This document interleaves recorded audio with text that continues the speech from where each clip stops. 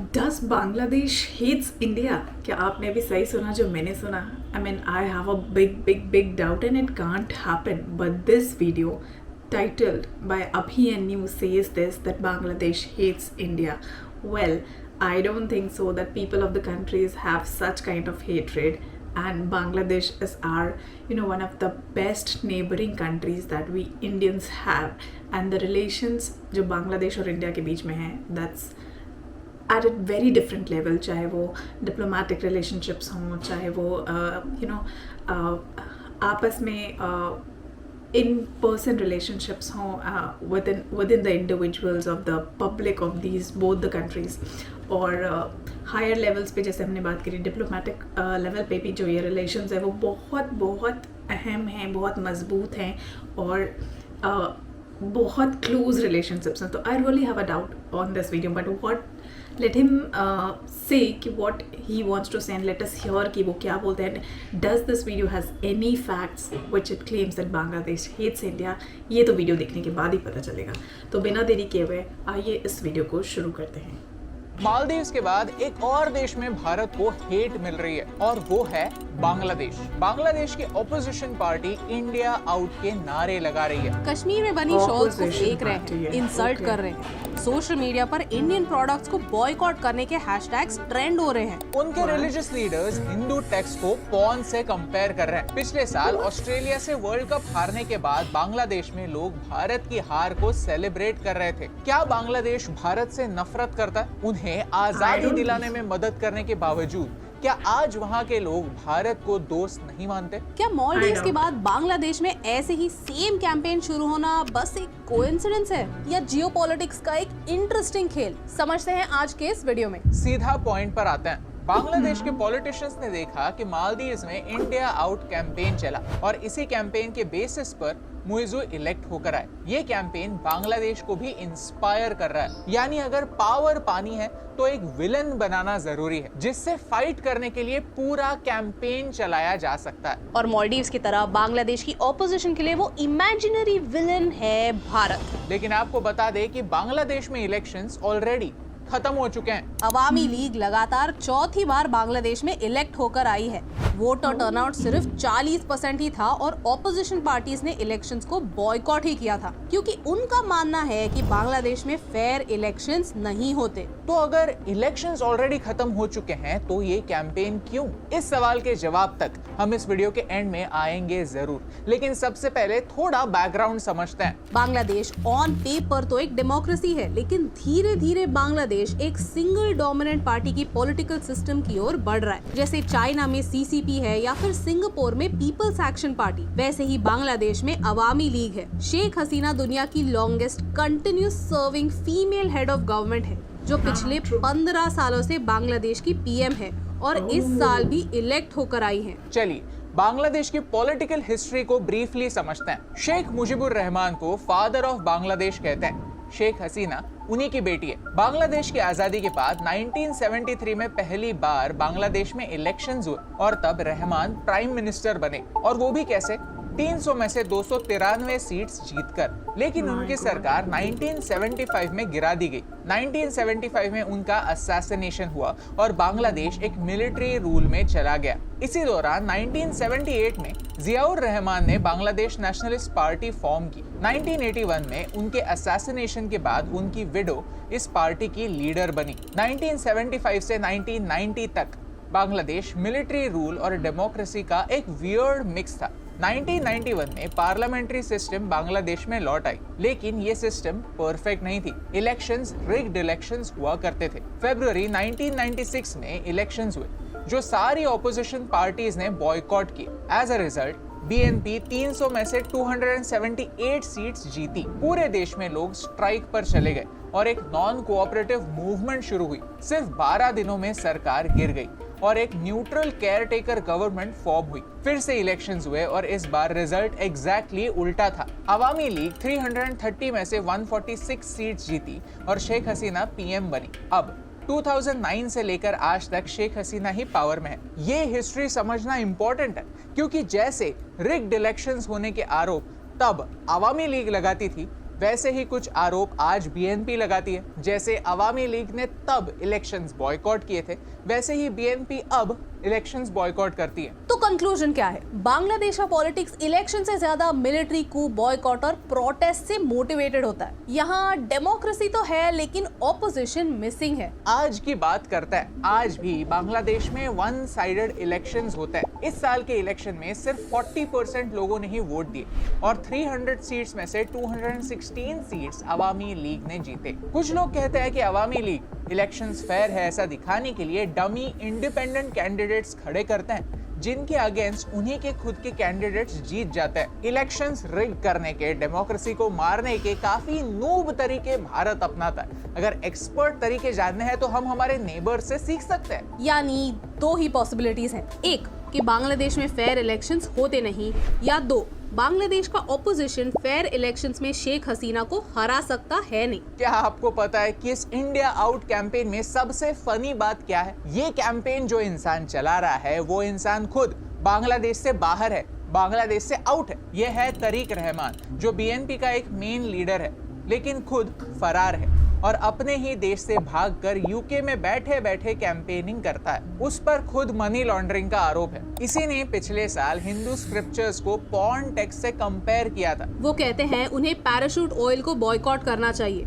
Fortune refined oil या Hindustan Unilever के products को बॉयकॉट करना चाहिए। लेकिन उन्हें कौन बताएगा कि हिंदुस्तान यूनिलीवर एक इंडियन ब्रांड है ही नहीं। लोकल शॉपकीपर्स कहते हैं कि बांग्लादेशी लोग पैराशूट नहीं ले रहे हैं क्योंकि वो एक इंडियन ब्रांड है। इस समय बॉयकॉट इंडियन प्रोडक्ट्स का हो रहा है, लेकिन इसका असली टारगेट शेख हसीना है। शेख हसीना ट्रेडिशनली भारत के काफी क्लोज रही है। उन्होंने अपने पिता के असैसिनेशन के बाद 6 साल भारत में बिताए। बांग्लादेश में बढ़ते एंटी इंडिया सेंटिमेंट से ऑपोजिशन पॉलिटिक्स को इन्फ्लुएंस कर सकता है। जैसे 1996 में चुनाव में जीतने के बाद भी बीएनपी की सरकार प्रोटेस्ट की वजह से गिरी थी, वैसे ही आज शेख हसीना की सरकार गिर सकती है। यानी इन सारी बातों का कनेक्शन भारत से ज्यादा बांग्लादेश के खुद के इलेक्शन प्रोसेस से है। बीएनपी कहता है कि भारत बांग्लादेश के इलेक्शंस में इंटरफियर करता है, यानी हिपोक्रेसी की कोई सीमा ही नहीं है। इलेक्शंस बॉयकॉट करे वो, और फिर उल्टा घूमकर कहे कि हम इलेक्शंस जीते क्यों नहीं।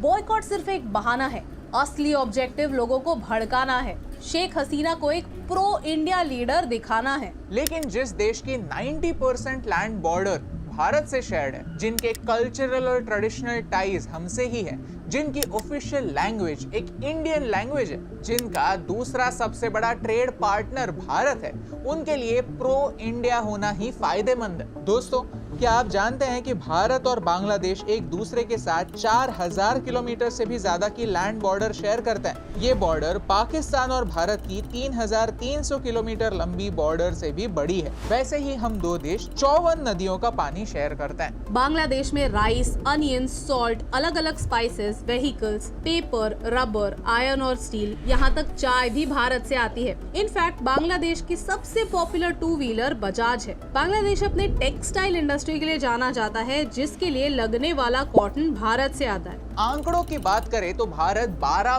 बिलियन के गुड्स बांग्लादेश को भेजता है। तो इस हेट से भरे पॉलिटिक्स का नुकसान भारत के कुछ ट्रेडर्स को होगा जरूर, लेकिन सबसे ज्यादा नुकसान बांग्लादेश के कंज्यूमर्स को होगा, क्योंकि अपने पड़ोसियों से अच्छे संबंध बनाना एक देश के स्टेबिलिटी के लिए इंपॉर्टेंट होता है। मेरा आपसे एक सवाल है, हर साल हम पाकिस्तान के बारे में सुनते हैं कि पाकिस्तान एक इकोनॉमिक क्राइसिस से गुजर रहा है। On the other hand Bangladesh grow कर रहा है। कभी सोचा है कि ऐसा क्यों? पाकिस्तान की एक गलती से बांग्लादेश जरूर सीखा है और उसने अपने आप को इम्प्रूव भी किया है। वो गलती क्या है, समझाता हूँ। जब बांग्लादेश आजाद हुआ था तब उनका जीडीपी ग्रोथ रेट क्या था पता है? -14%। और अब 2041 तक बांग्लादेश एक मिडिल इनकम देश बन जाएगा और आने वाले 2 सालों में लीस्ट डेवलप्ड कंट्रीज के लिस्ट में से भी बाहर हो जाएगा। ह्यूमन डेवलपमेंट इंडेक्स के पैरामीटर्स में बांग्लादेश काफी अच्छा परफॉर्म करता है। पाकिस्तान से अलग होने के बाद बांग्लादेश को इकोनॉमिक ग्रोथ और प्रॉस्पेरिटी की एक नई चाबी मिली है। लेकिन अगर वो पाकिस्तान की इस नफरत के आइडियोलॉजी से अलग नहीं हो पाएंगे तो वो आगे नहीं बढ़ पाएंगे। जब मैं नफरत की बात करता हूँ तो मैं हेट से जुड़े पॉलिटिक्स की बात करता हूँ। जब तक पॉलिसीज का मेन ड्राइवर हेट होगा, तब तक देश के एक्चुअल मुद्दों से ध्यान हट जाएगा। ये लेसन बांग्लादेश और पाकिस्तान के साथ साथ भारत को भी सीखने जैसा है। I admire Sheikh Hasina, I really do। क्योंकि वो सच में बांग्लादेश के फ्यूचर के बारे में सोचती है। वो अपने पूरे करियर में प्रो इंडिया रही है, लेकिन एट द सेम टाइम उन्होंने चाइना से भी दोस्ती बनाए रखी है। उन्होंने चाइना को एक सबमरीन नेवल बेस बनाने दिया है जो फ्यूचर में पीएलए की नेवी लॉजिस्टिक सपोर्ट के लिए यूज कर सकती है, जिसकी मदद से वो भारत पर भी अटैक कर सकते हैं। एक तरफ भारत से दोस्ती, दूसरी तरफ चाइना से दोस्ती। ये डबल गेम काफी स्मार्ट है। आगे जाकर जियोपॉलिटिक्स में कुछ भी हो, बांग्लादेश सिक्योर्ड है। अगर भारत के साथ संबंध खराब हुए तो चाइना तो है ही। And that's great strategy for Bangladesh but bad news for India. जैसे चाइना ने मालदीव्स की इंडिया आउट कैंपेन में मदद की, वैसे ही बांग्लादेश की भी मदद चाइना कर सकता है। भारत को डिप्लोमेटिकली घेर सकता है और भारत को इससे बचने की सख्त जरूरत है। नेबरहुड फर्स्ट पॉलिसी को स्ट्रॉन्ग करने की जरूरत है। हमारे external affairs minister S Jaishankar ji ने पहले भी इसी साल जनवरी के महीने में कहा था कि नेबरिंग देशों पर चाइना कंट्रोल करना चाहता है और इस पर उनकी कड़ी निगरानी है। बच्चा बच्चा जानता है कि मालदीव्स में मुइज़ू ने इंडिया आउट कैंपेन चलाया और सोसाइटी के लिए एक फिक्शनल एनिमी क्रिएट किया। आज भी वो ऐसी इमेज बनाना चाहते हैं कि भारत साउथ एशिया का एक बुली है, वो छोटे छोटे देशों के सामने टाइगर बनता है। वैसे सच्चाई तो ये है कि 36 साल पहले अब्दुल्ला लुतुफी ने जब मालदीव्स की सरकार गिराने की कोशिश की तो हमारे प्राइम मिनिस्टर राजीव गांधी ने पैराट्रूपर्स और वॉरशिप्स भेजे और ऑपरेशन कैक्टस में मालदीव्स की मदद की। 2004 में जब मालदीव्स में सुनामी आया तो इंडियन एयरफोर्स के एयरक्राफ्ट्स रिलीफ मटेरियल लेकर मालदीव्स पहुंचे। आईएनएस मैसूर, आईएनएस उदयगिरी और आईएनएस आदित्य खाना और दवाइयां लेकर वहां पहुंचे। 2014 में मालदीव्स में जब पीने का पानी नहीं था तब भारत ने ही उन्हें 375 टन ड्रिंकिंग वाटर दिया। 2020 में मालदीव्स में मीजल्स आउटब्रेक हुआ। उन्होंने डेनमार्क से मदद मांगी, लेकिन उन्होंने कहा कि वैक्सीन डिलीवर होने में एटलीस्ट 4 वीक्स लगेंगे। तब भारत सामने आया और हमने उन्हें वैक्सीन दिए और वो भी 72 आवर्स के अंदर अंदर। और कोविड के बारे में कौन भूल सकता है। 2021 में एस जयशंकर खुद 1 लाख वैक्सीन डोसेस लेकर मालदीव्स पहुंचे। आप ही हमें कमेंट्स में बताइए कि क्या ये दोस्ती की निशानी है या दुश्मनी की। वैसे ही बांग्लादेश पर नजर डालते हैं। भारत ने बांग्लादेश की मदद कैसी की है? भारत दुनिया का पहला देश था जिसने बांग्लादेश को as an independent country recognise किया था। 2010 में भारत ने बांग्लादेश के लिए $1 बिलियन का लाइन ऑफ क्रेडिट इंट्रोड्यूस किया। 2015 में फिर से हमने $2 billion line of credit Bangladesh को दी। इवन पिछले साल हमारे पीएम और बांग्लादेश के पीएम ने मिलकर 377 करोड़ की एक पाइपलाइन बांग्लादेश और भारत के बीच इनॉग्रेट की, जिससे भारत से डीजल बांग्लादेश में ट्रांसपोर्ट हो। इससे कॉस्ट भी बचेगी और कार्बन फुटप्रिंट भी कम होगा। इस वीडियो का मुद्दा यही है कि कोऑपरेशन इज द की। पाकिस्तान के हर डायरेक्शन में बॉर्डर कॉन्फ्लिक्ट्स है। अफगानिस्तान पाकिस्तान की डुरांड लाइन को ऑफिशियल नहीं मानता। ईरान पाकिस्तान पर मिसाइल्स छोड़ता है और भारत और पाकिस्तान के बारे में क्या ही कहना। यानी सिर्फ भारत के साथ ही नहीं, हर डायरेक्शन में पाकिस्तान ने एनिमीज बनाए हुए हैं और बांग्लादेश के ऑलमोस्ट हर डायरेक्शन में भारत ही है। इंडिया आउट कैंपेन जैसे मालदीव्स के लिए प्रैक्टिकल नहीं, वैसे ही बांग्लादेश के लिए भी प्रैक्टिकल नहीं है। लेकिन हाँ, अगर बांग्लादेश की पॉलिटिकल हिस्ट्री को समझे तो पॉलिटिकल इंस्टेबिलिटी बढ़ाकर सरकार गिराना पॉसिबल है। ओके, तो ये मेरे कुछ थॉट्स हैं कि अगर बांग्लादेश जैसा देश भी इंडिया आउट करता है तो जो करप्ट ऑफिशियल्स हैं, जो बॉर्डर पे इलीगल बांग्लादेशी इमिग्रेंट्स को आधार कार्ड और बाकी डॉक्यूमेंट्स बनाते हैं, उन लोगों को चुल्लू भर पानी में डूब मरना चाहिए, क्योंकि आपको पता है आप कैसे लोगों को भारत में अंदर कर रहे हैं। I genuinely feel that if Bangladesh says India out, then that is how we should retaliate. जो लोग illegally भारत को अपना घर मानते हैं, उन्हें अपने सही घर भेज दीजिए। That is perhaps the best reply to Bangladesh out. Secondly, as a consumer, मुझे लगता है कि हमें labels पढ़ने चाहिए and I know that products from Bangladesh are really cheap. But ultimately, if every nation around India is going to keep saying India out to try and arm twist us and then suck up to China anyway, तो as a consumer हमें कहीं ना कहीं तो हमारा power दिखाना ही होगा, which we showed in the case of Maldives and I guess it's time to show it in the case of Bangladesh also. India out campaign, India out से ज्यादा so called pro India government out campaign, जिससे बांग्लादेश भी China का puppet बन सकता है, जैसे आज मालदीव्स है। और यही इंपॉर्टेंट बात आप तक पहुंचाने से मुझे फर्क पड़ता है। हे चलिए दोस्तों, thank you so much for watching this video till the end. अगर आपको ये वीडियो अच्छा लगा तो वो लाइक बटन प्रेस कीजिए। ऐसे ही और वीडियोस देखने के लिए चैनल को सब्सक्राइब करना ना भूलिए। अगर आप बांग्लादेश की इकोनॉमी के बारे में जानना चाहते हैं तो ये वीडियो मिस मत कीजिए। क्या आप जानते हैं कि शुगर दुनिया का सबसे एडिक्टिव ड्रग है? उसके बारे में जानने के लिए ये वीडियो देखिए। Thank you so much for watching, क्योंकि आपके सपोर्ट से हमें फर्क पड़ता है। Okay, so it's not about the people saying it. It's happening due to politics. तो वही मैंने सोचा, because people of Bangladesh love so much India and Indians also love so much Bangladesh, but political situations also keep turning, around the situations. Bangladesh के अपने perspectives हो सकते हैं, India के अपने पर्सपेक्टिव्स हो सकते हैं, बट सो फार हमने देखा है that from a very long time India and Bangladesh are really having good relations. लेकिन बांग्लादेश के जो करप्ट पॉलिटिशियंस हैं या जो करप्ट पीपल हैं या हायर ऑफिशियल्स हैं या गवर्नमेंट ऑफिशियल्स हैं, मैं बोलूँगी, वो कहीं ना कहीं लोगों के दिमाग में ये एजेंडा लेके आ रहे हैं, कहीं ना कहीं लोगों को ये गुमराह कर रहे हैं। एंड इसका सीधा सीधा लॉस कुछ तो इंडिया पे होगा, बट ज़्यादातर बांग्लादेश के लोगों को होगा, और ये उन्हें समझना चाहिए।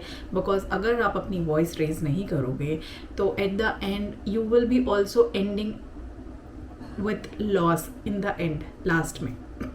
तो मेरे हिसाब से I mean, we all have seen the power how India is emerging as a country around the world, around the globe, and उसका actually जैसे उन्होंने बताया, एक एग्जाम्पल मालदीव्स था, जब उसने एक रिएक्शन किया था, और जब हमने मालदीव्स को बॉयकॉट किया था तो आपने देखा किस तरीके से उसकी जो पूरी की पूरी एमरजेंसी वाली सिचुएशन ऑटोमेटिकली आ चुकी थी। तो इसमें अल्टीमेटली लेकिन लॉस किसका हुआ? लॉस हुआ था मालदीव्स का, वहाँ के लोगों की, वहाँ का जनता का, because of this political movements. Similarly Bangladesh में ऐसा कुछ ना हो, तो बांग्लादेश के लोगों को ये समझना चाहिए। I mean, I don't want to say, because काफ़ी अच्छे से इन्होंने यहाँ पे ऑलरेडी एक्सप्लेन कर दिया what the actual problem is. कुछ लोगों की वजह से ये जो दीवार बन रही है, मेरे हिसाब से ये नहीं बननी चाहिए। आपका क्या कहना है इस पर, वो मुझे कमेंट करके ज़रूर बताइएगा। हम मिलते हैं अगले रिएक्शन पे, तब तक के लिए जय हिंद, नमस्ते, सत श्री अकाल। खुश रहिए, मुस्कुराते रहिए और अपना ध्यान रखिए। Bye bye.